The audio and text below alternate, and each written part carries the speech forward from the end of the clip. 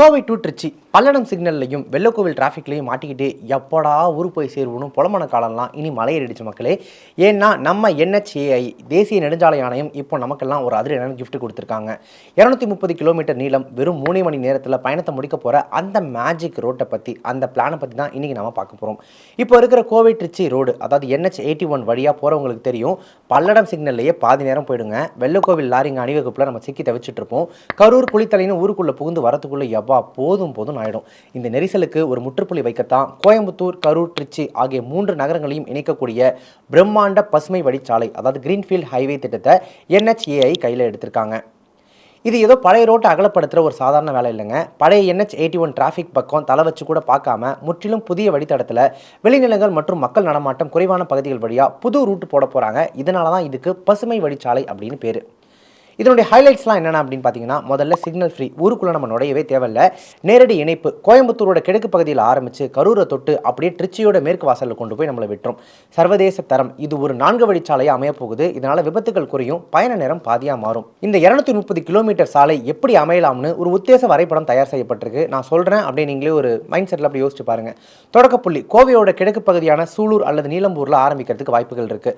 Kongu belt Palladam மற்றும் வெள்ளக்கோவில் நகரங்களை தொடாமல் அதனுடைய வெளிவட்ட பாதை வழியாக பயணிக்கும்.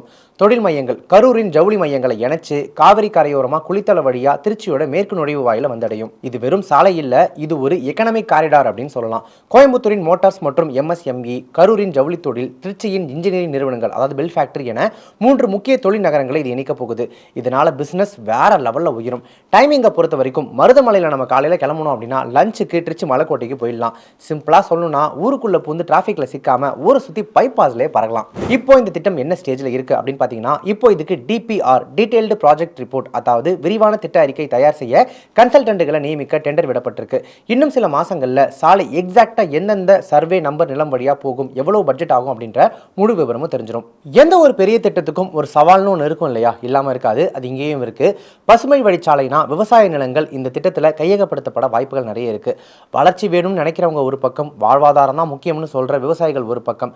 அரசு விவசாயிகளுக்கு சரியான இழப்பீடு கொடுத்து சுற்றுச்சூழலை பாதிக்காம இந்த திட்டத்தை எப்படி முடிக்க போறாங்க அப்படின்றது தான் இப்போ எல்லாருடைய எதிர்பார்ப்பாகவும் இருக்கு.